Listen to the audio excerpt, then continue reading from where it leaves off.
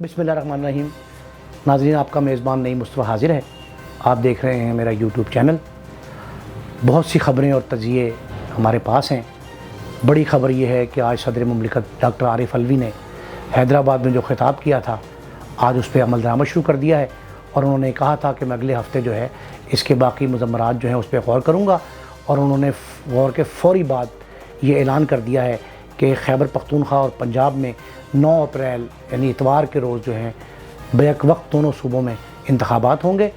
पंजाब और खैबर की असम्बलियाँ तहलील की गई थी, उन पर दोनों के इंतखाबात का ऐलान गवर्नर्स ने नहीं किया और गवर्नर्स के ऐलान न करने के बाद जो है मामला इलेक्शन कमीशन के पास गया और इलेक्शन कमीशन के बाद सदर मुमलिकत ने अज़ ख़ुद नोटिस लिया और आज उन्होंने ऐलान कर दिया है कि 9 अप्रैल इतवार के रोज़ पंजाब और खैबर पख्तूनख्वा की असम्बलियों में इंतखाबात होंगे। और ये उन्होंने नाज़रीन जो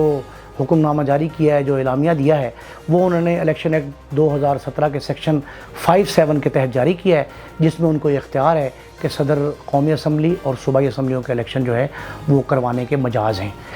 और उन्होंने इसी एक्ट के तहत जो सेक्शन 2 है इसका, उसके तहत इलेक्शन कमीशन को ये हुक्म दिया है कि वो इंतज़ामात की तैयारी करे और इसका बाकायदा शेड्यूल भी अनाउंस करें। जिसके बाद इलेक्शन कमीशन ने अपना इजलास भी तलब किया। हंगामी इजलास था, chief election commissioner Sultan Raja साहब भी मौजूद थे और उन्होंने इस सारी सूरत हाल का जायज़ा लिया है, लेकिन किसी किस्म का रद्द-ए-अमल ज़ाहिर नहीं किया गया, जिसकी वजह से आज तक जो है अभी तक जब तक मैं आपसे मुखातिब हूँ नाज़रीन, अभी तक कोई हतमी ऐलान नहीं हुआ कि ये इलेक्शन कब होंगे और कैसे करवाए जाएंगे। इलेक्शन कमीशन जो है उनके जो इश्तराककार जिन इदारों के साथ उनका है, उन्होंने सिक्योरिटी के मैयर्स लेने हैं और महकमा एजुकेशन से स्टाफ दरकार होगा, फंड्स दरकार होंगे। इस सूरत हाल का जो सामना है वो खासी गंभीर दिखाई दे रही है। और जब सदर मुमलिकत ने ये ऐलान किया तो उस पर हुकूमत पाकिस्तान की जानिब से फ़ौरी रद्द-ए-अमल भी ज़ाहिर किया गया और वफाकी वज़ीर क़ानून और वफाकी वज़ीर दाखिला दोनों के बयानात सामने आए हैं। राना सनाउल्लाह साहब जो वज़ीर दाखिला हैं, उनका ये कहना है कि सदर मुमलिकत ने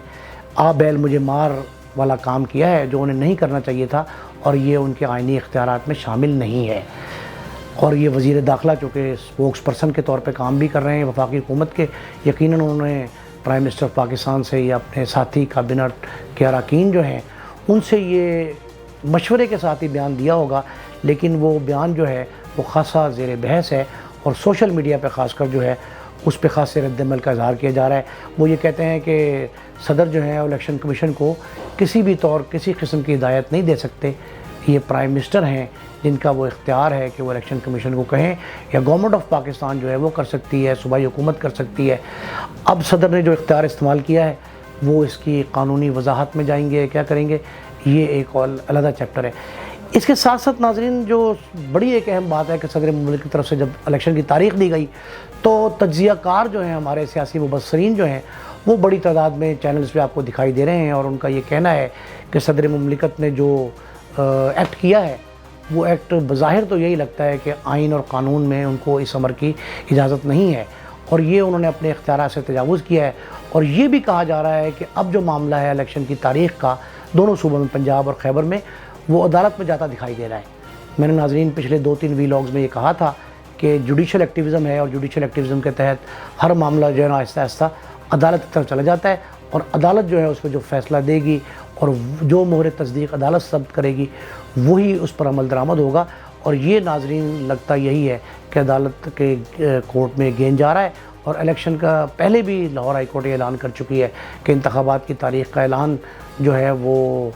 गवर्नर पंजाब करें। गवर्नर साहब ने नहीं किया। खैबर पख्तूनख्वा में भी बहुत सारे अरकान असम्बली और मुस्लिम लीग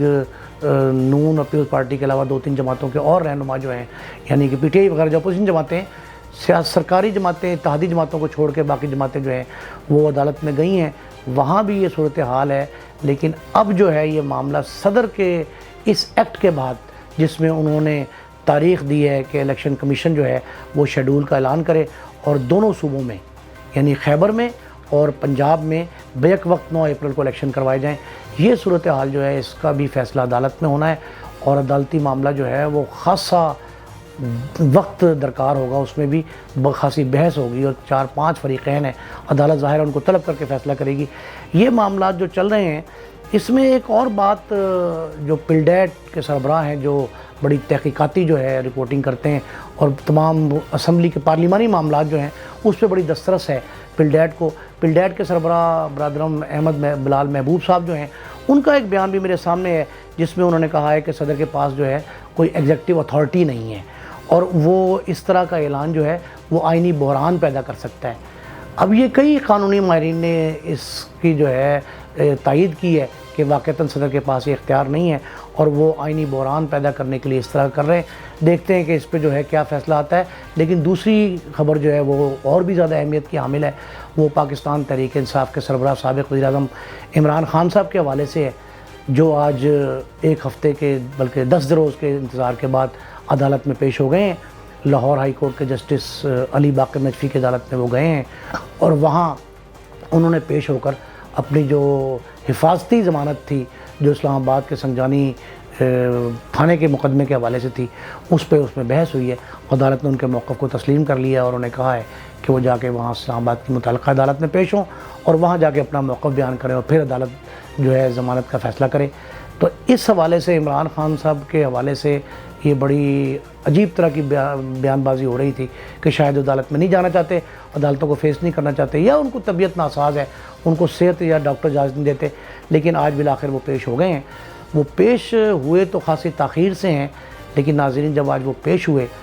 تو لاہور کی سب سے بڑی عدالت جو ہے عدالت عالیہ لاہور، وہ کھچا کھچ تو بھری ہوئی تھی، لیکن مال روڈ پر بھی جو ہے وہ ٹریفک کا پہیہ جام رہا، اور مال روڈ جب بند ہوتی ہے تو لاہور کے تمام راستے مسدود ہو جاتے ہیں اور کہیں چلنے کے لیے جو ہے پیدل جو ہے وہ آمد و رفت بند ہو جاتی ہے۔ تو آج ناظرین صورتحال یہ رہی کہ وہاں مال روڈ اور متصل تمام سڑکیں جو ہیں جیل روڈ تک، ملتان روڈ، فیروزپور روڈ اور گردنواں کی ساری سڑکیں، بالخصوص نہر والی جو کنال روڈ جو ہے وہ بھی بند رہی اور کئی گھنٹوں سے اب تک بند ہے۔ جب تک میری آپ گفتگو سن رہے ہوں گے تو اس وقت تک شاید کھل چکی ہو، لیکن ابھی فی الحال یہ اطلاع ہے کہ مال روڈ اور گردنواں کی ساری سڑکیں بند ہیں۔ عمران خان صاحب جو ہیں ان کو ویل چیئر تک پر عدالت تک لایا گیا اور اس کے بعد جو ہے عدالت میں بھی ویل چیئر سے اندر آئے اور کرسی پر ہی ان کو بٹھایا گیا، اور وہ چونکہ ان کی ٹانگ میں گولیاں لگی تھیں اس کے باعث وہ علالت کی وجہ سے جو کھڑے نہیں ہو سکتے تھے روسٹرم پہ، تو عدالت نے خود یہ کہا کہ جی آپ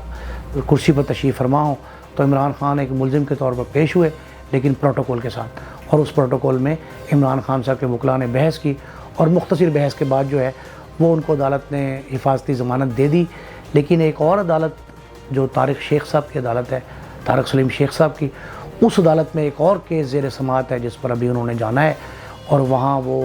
ایک عدالت سے فارغ ہو کے دوسرے میں جائیں گے۔ تو وہاں صورتحال یہ ہے کہ وہاں ایک مقدمہ زیر سماعت ہے جس میں عمران خان صاحب نے اپنا جو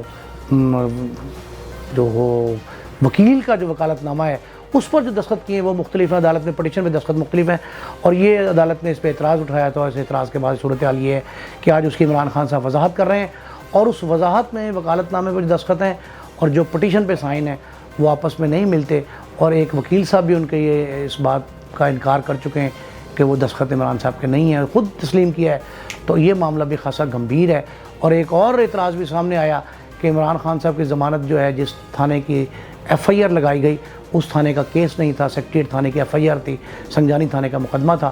تو یہ اعتراض بھی سامنے آیا، اور اس سے یہ ظاہر ہوتا ہے کہ کتنی عجلت میں اور کتنی برق رفتاری میں جو ہے وہ یہ قانون دان جو ہے وہ ان کی پٹیشن تیار کر رہے ہیں، لیکن ان کا وکلاء کا یہ موقف تھا کہ مقدمات ہی اتنے زیادہ ہیں کہ ہم کس طرف دھیان کریں، سمجھ نہیں آتی کہاں کس وقت پیش ہونا ہے۔ تو اس وجہ سے یہ معاملہ تھوڑا سا پیچیدگی کا شکار ہے۔ تو ناظرین یہ جو دونوں خبریں ہیں